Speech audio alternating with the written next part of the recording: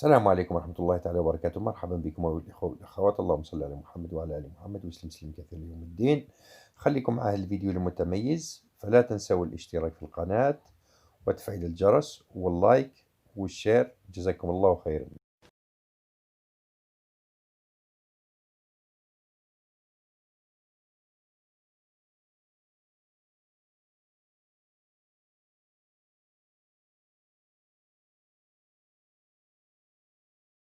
ملاحظة مهمة جدا فيما يخص هذا الحوار ومحتواه، على أنه لم يبث حديثا، فقد بحثت عن الفيديو في اليوتيوب ووجدته فعلا لسنة 2014، وسأترك لكم الرابط في صندوق الوصف.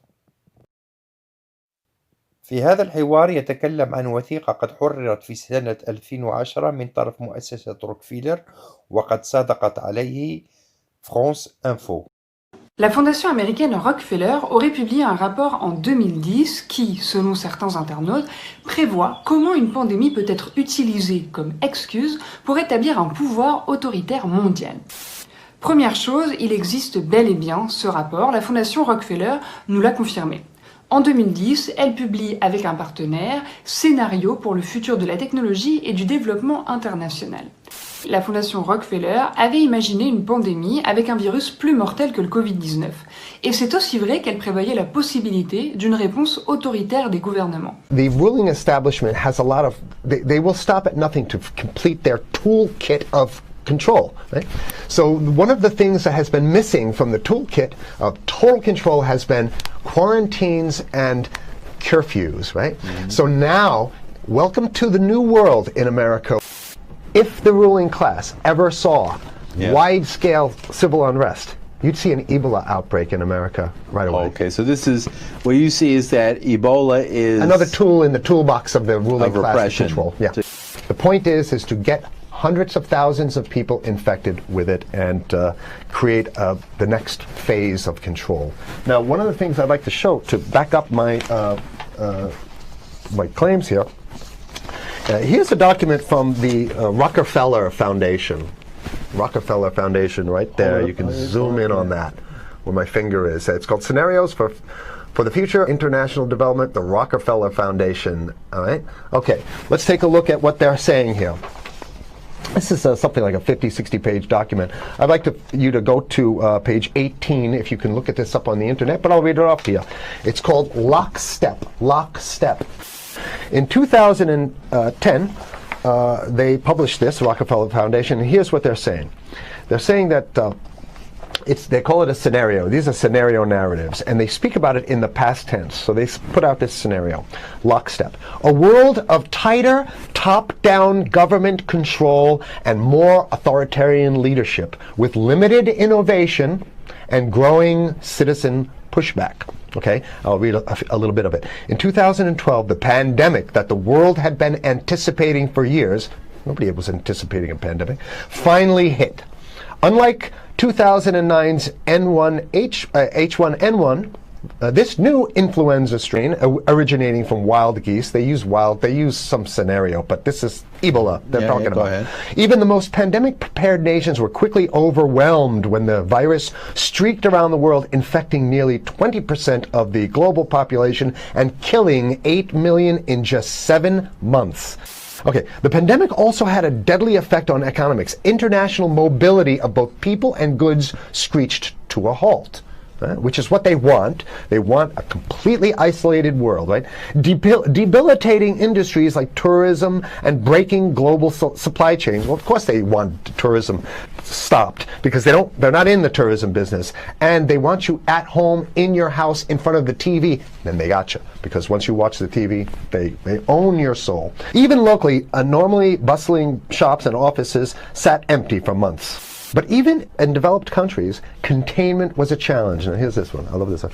The United States' initial policy of strongly discouraging, in quotation marks, strongly discouraging citizens from flying proved deadly in its leniency. So they should have been tougher, right? Accelerating the spread of the virus, not just within the United States, but across borders. However, a few countries did fare better.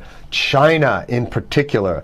The Chinese government's quick imposition and enforcement of mandatory quarantine for all citizens, as well as its instant and near hermetic sealing off of all borders, saved millions of lives, stopping the spread of virus far earlier than in other countries. So the message is here is we have to look towards the Chinese, the oppressive totalitarian. Chinese regime as an example of what we need to be doing here. And of course, the ruling class here loves the Chinese regime because they have demonstrated to the ruling class the most efficient form of capitalism, which is authoritarian capitalism. China's government was not the only one that took extreme measures to protect its citizens from risk and exposure. During the pandemic, national leaders around the world flexed their muscles, flexed their authority, and imposed airtight rules and restrictions. From the mandatory wearing of face masks to body temperature checks at the entries to communal spaces. And even supermarkets, they want body checks at supermarkets, okay? So basically what they're saying is they're building a system where every move you make, you gotta go through them. Even after the pandemic faded, this more authoritarian control and oversight of citizens and their activities stuck and even intensified. In order to protect themselves from the spread of increasingly global problems, from pandemics and national terrorism to environmental crisis and rising poverty, leaders around the world took a firmer grip on power. At first, the notion of a more controlled world gained wide acceptance and approval. Citizens willingly gave up some of their sovereignty and their privacy to more paternalistic states in exchange for greater safety and stability. They want to get more control, more and it's going to be curfews and quarantines. Unless we can break through the apathy, because that's what we have here, then it's going to be a slave state here. The ruling class doesn't seem to have too much resistance. They're getting everything on their Christmas shopping list, and they've been wanting quarantines and curfews for a long time. Now they got it. And if you want to live in a world where you're tricked into all this stuff because it's for your safety, right? And if you want to have a probe and make sure you got to check your pockets, make sure you don't have anything incriminating on you before you go out, and when you step out of your house, you want some police there to monitor and see what you're doing. If that's the world you want to live in, be apathetic, don't do anything. You're going to get that world very soon. It's coming your way, definitely.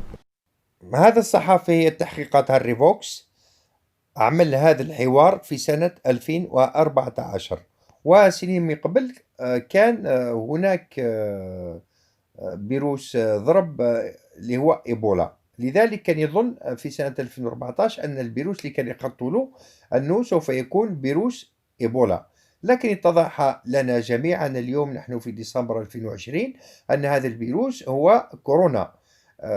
فقط كما شاهدتم يعني في الفيديو أن هذه المؤسسات روكفيلر، مؤسسة بيل جيتس، مؤسسة الماسونية، مؤسسة بالدليل، كلهم يعني يسعوا إلى جمع المال وقمع الناس وقتل البشرية، وليس كما يعني يروجون لأنفسهم أنهم يعني يريدون يعني الصلاح ولا يريدون الخير للمجتمع. لكن ويمكرون ويمكر الله والله خير الماكرين.